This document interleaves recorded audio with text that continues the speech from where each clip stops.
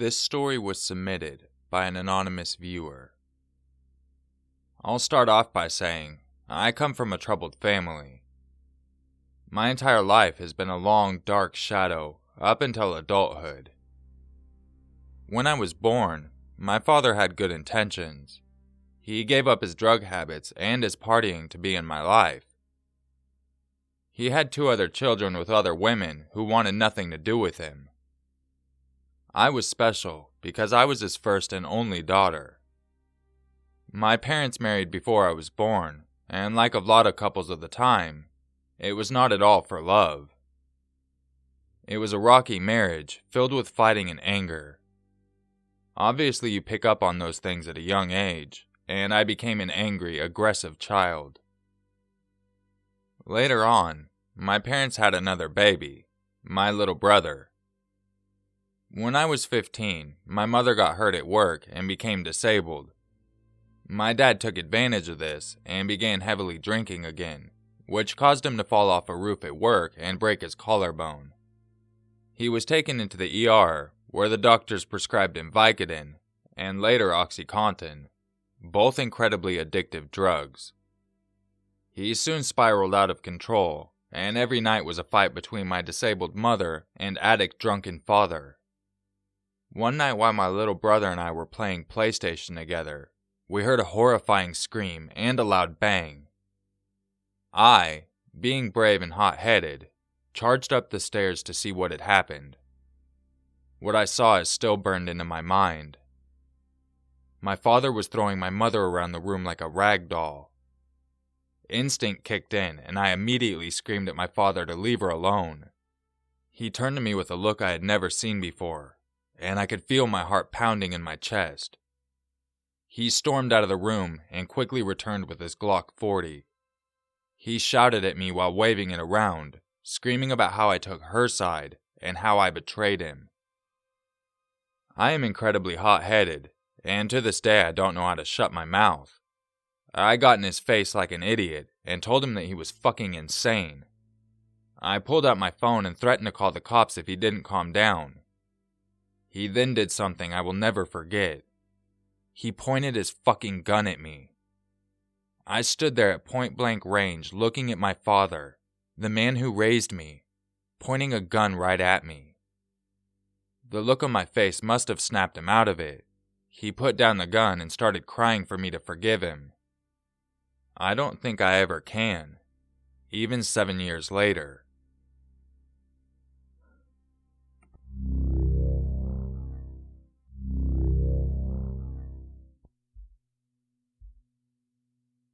This story was submitted by Jay. I'm a 14-year-old male, and I live in a small town in Quebec, Canada. I live with my mother and little sister in a small apartment in the suburbs. This happened last year. My family life wasn't the best at the time, so I used to walk 2 miles after school to my best friend's house. Let's call her Christina. I would stay there until supper time, which was usually at about 8 in the evening. One day when it was snowing heavily, we walked together to her place. When we got to her house, her parents weren't home, so we were there alone. We played video games for several hours on her Xbox, but every now and then I'd hear a slight sliding sound coming from her bedroom, which was right above the room we had been in. I went up there to check every time, only to find the room empty. At about 5:30, her parents still weren't home when we heard a loud click, the click of a gun cocking. I immediately jumped up and told her to call the police as I raced upstairs, checking all of the bedrooms. When I entered her room, I walked past her bed and I suddenly felt a sharp pain in my leg, and I was pushed over as I heard someone run by me. I fell to the floor and hit my head on her dresser. Luckily, I heard the sirens of the police in the distance. I woke up a few hours later in the hospital with several officers, my parents, Christina, and her parents surrounding me. According to the officers, the man had slashed my leg with a hunting knife and ran downstairs just as the police were entering the house. They arrested him and found a rag with chloroform, a small pistol, rope, and the hunting knife. It was Christina's next-door neighbor's 19-year-old son, Thomas. According to him, he was going to rape Christina, but he didn't expect me to be there. Lucky break, eh?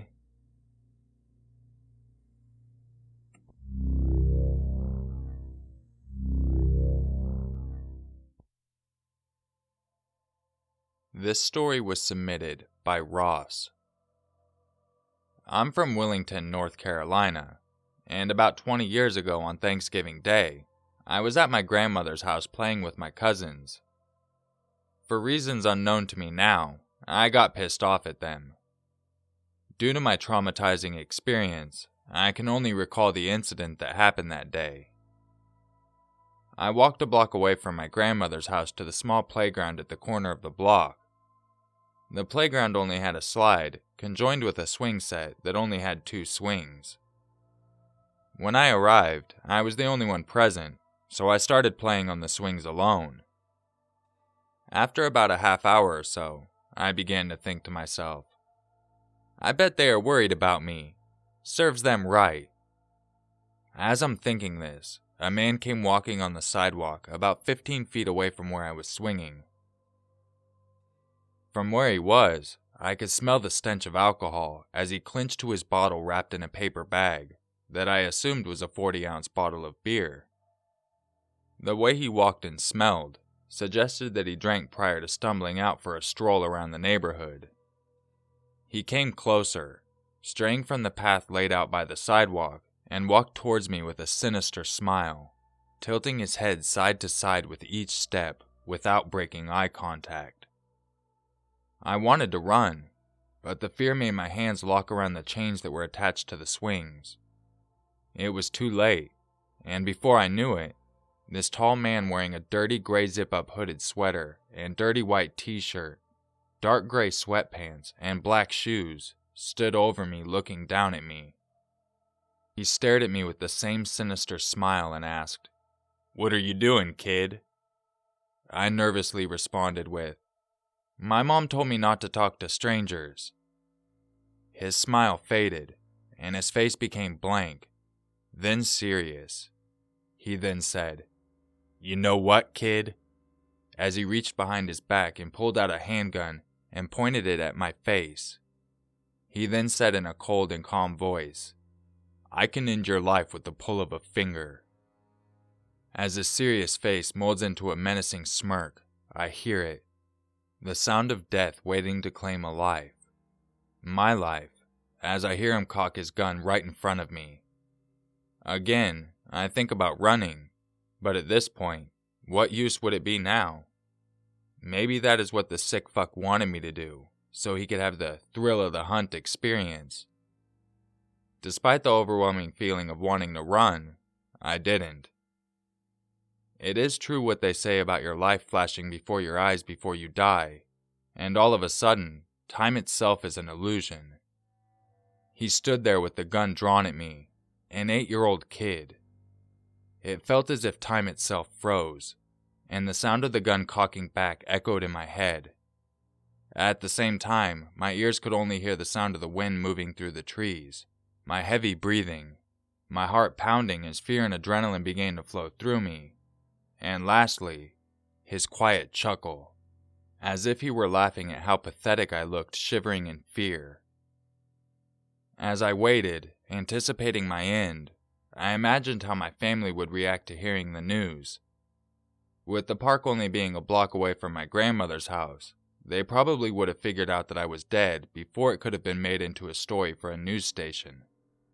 Then his chuckle grew into laughter, as he quickly turned the safety back on and tucked the gun behind his back, and tucked his sweater over the top of it to fully conceal the firearm.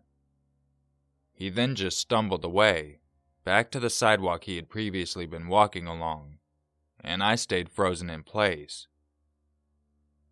I just sat there staring at him with a look of pure terror until he walked out of view. I sat there for a few moments, when I realized that I was still alive, and I snapped out of my fear trance and I bolted back to my grandmother's house. Thanksgiving dinner was ready, and my body was stressed from the adrenaline pumping through my veins. All I did when I returned was say grace with my family, and I quietly went into the guest bedroom, got on my knees, and gave thanks to God while tears streamed down my face. Then I just fell asleep, skipping dinner while my family grew more concerned as they checked on me one after another. It isn't like me to skip a meal, especially on Thanksgiving.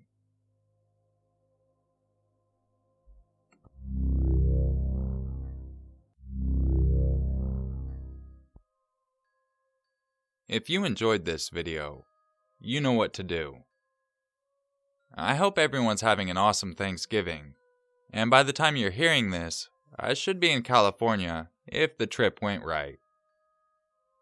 Once again, I'd like to wish you a happy Thanksgiving if you celebrate Thanksgiving. If not, just have a great day. If you would like a chance to have your story featured, make sure you check the description to see how you can submit your stories. I'll catch you guys in the next video, and just remember, it's always scarier if it's true.